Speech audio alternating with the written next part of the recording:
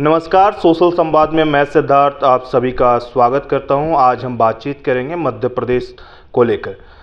मध्य प्रदेश में जिस तरह से मध्य प्रदेश, राजस्थान और छत्तीसगढ़ जिस तरह से तीनों के तीनों राज्यों में कांग्रेस को का जो हार है उस पर हम बातचीत करेंगे। हमारे साथ राजमणि पटेल जी हैं, कांग्रेस के राज्यसभा सांसद। तो सबसे पहले मैं उनका स्वागत करता हूं। सर, सबसे पहले तो मैं आपका बहुत बहुत धन्यवाद।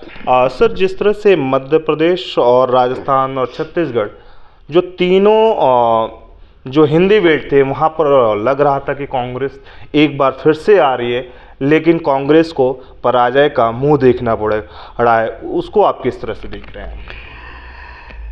निश्चित रूप से जो जनादेश हुआ है, जनादेश का मैं स्वागत करता हूँ। और हर प्रदेश की अलग अलग अपनी परिस्थिति होती है और उस परिस्थिति के आधार पर कुछ मुद्दे अलग अलग भी होते हैं हार के, जो कारण बनते हैं। जहाँ से मध्य प्रदेश, जहाँ से हम आते हैं, निश्चित रूप से जनता का जिस तरह का रुझान था, जिस तरह से लगातार भारतीय जनता पार्टी की सत्ता में होते हुए जिस तरह से उन्होंने हर वर्ग के हक अधिकार को लूटा है, हर एक व्यक्ति के स्वाभिमान और सम्मान को चोट पहुंचाई है, और जो वायदे कि वो केवल झूठे साबित हुए हैं, कोई ऐसा ठोस काम नहीं किया जो कांग्रेस के अगेंस्ट वो बता सके और जिसके आधार पर वो प्रदेश की जनता से वोट मांग सके। वो मुद्दा उनके पास नहीं था, न उस मुद्दे के आधार पर वोट मांगा। और ऐसा एक वातावरण बना था और लोगों का विश्वास था कि माने कांग्रेस ही चुनाव जीतेगी, किसी भी तरह से भारतीय जनता पार्टी चुनाव नहीं जीत सकती। इसके बावजूद भी जीत हुई। तो उसमें 4 प्रमुख कारण हैं जी। एक कारण तो मानता हूँ कि कांग्रेस पार्टी का अति विश्वास जो परिस्थिति को देख करते था, वो भी एक कारण रहा है। और दूसरा कारण रहा है मशीन का खेल। तीसरा कारण रहा है पैसे का खेल। चौथा कारण रहा है सत्ता और सरकार का दुरुपयोग। ये 4 प्रमुख कारण थे जिसके कारण भारतीय जनता पार्टी को जीत हासिल हुई है। और दूसरे कारण जो स्थानीय हो सकते हो, तो जब समीक्षा क्षेत्र वाइज होगी तो उसमें छोटे मोटे और मुद्दे आएंगे, लेकिन प्रमुख रूप से ये 4 मुद्दे थे जिसके कारण कांग्रेस पार्टी को सफलता नहीं मिली सत्ता के पास जाने के लिए। यही मैं कहना चाहता हूँ।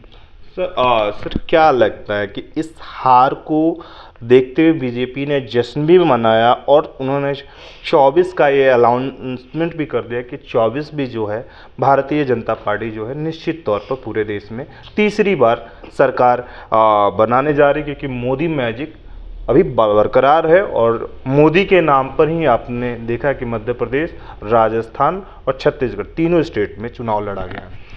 देखिए, तो उनकी कल्पना है, उनकी सोच है, मैं उस पर टिप्पणी नहीं करना चाहता। मोदी कारण है, कौन कारण है, क्या है। मैं केवल इतना कहना चाहता हूँ कि कांग्रेस पार्टी हमेशा मूल्यों की राजनीति की है।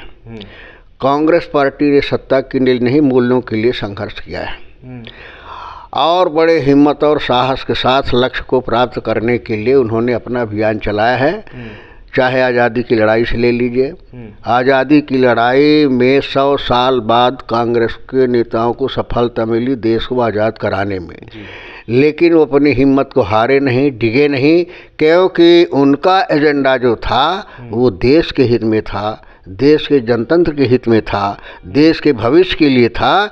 इसलिए थके नहीं, डरे नहीं, डिगे नहीं, बराबर संघर्ष 100 साल तक करते रहे। लेकिन 100 साल में सच्चाई की जीत हुई और ये देश आज़ाद हुआ, जिसको कोई ये कहता नहीं था कि कभी हिंदुस्तान आज़ाद हो सकता है। ठीक उसी तरह से प्रजातांत्रिक व्यवस्था में कांग्रेस पार्टी उस विचारधाराओं से संघर्ष कर रही है जिन विचारधाराओं से इस देश के लोगों का हक अधिकार मारा जा रहा है, जिस विचारधारा इस देश के गरीब से गरीब के स्वाभिमान और सम्मान को कुचल रही है, ऐसी विचारधारा के खिलाफ लड़ाई लड़ रही है। निश्चित रूप से हिम्मत और हौसले के साथ ये लड़ाई कांग्रेस लड़ती रहेगी और निश्चित रूप से एक न एक दिन कांग्रेस को सफलता मिलेगी और इस तरह की ताकतें परास्त होगी। सर इस टाइम पार्लियामेंट सत्र चल रहा है, तो क्या आपने ईवीएम को लेकर, कि मशीनों का आपने जिक्र किया, ईवीएम को लेकर भी कोई सवाल आपने स्पीकर के सामने रखा है? नहीं, देखिए, लगाया है सवाल, अभी सवाल आया नहीं है। और सरकार तो जानबूझ करके सदन में भी काम करती है, क्वेश्चन नहीं आने देती, 0 आवर में नहीं आने देती, उसको रिजेक्ट कर देती है। तो सरकार अपना षड्यंत्र कर रही है, लेकिन हम लोग अपने तरीके से उस आवाज़ को उठाने के लिए लग रहे हैं और जनता के बीच में भी इस लड़ाई को लड़ा जाएगा। सर मेरा आखिरी सवाल, शिवराज सिंह चौहान ने आज जो है एक सभा में उन्होंने कहा है कि जो 29 की जो है तैयारी करेंगे, 29 सीट जो मध्य प्रदेश में है उस पर पूरी तरह से भाजपा की जीत के उन्होंने मुहर एक तरह से लगा रखी है। उसको आप किस तरह से देख रहे हैं? ये तो उनका व्यक्तिगत अहंकार है, और वो तो कहते कहते भी न कह दें कल हो सकता है कि हम 30 सीट जीत करके आएंगे या 31 सीट जीत करके आएंगे, ये कुछ भी कह सकते हैं।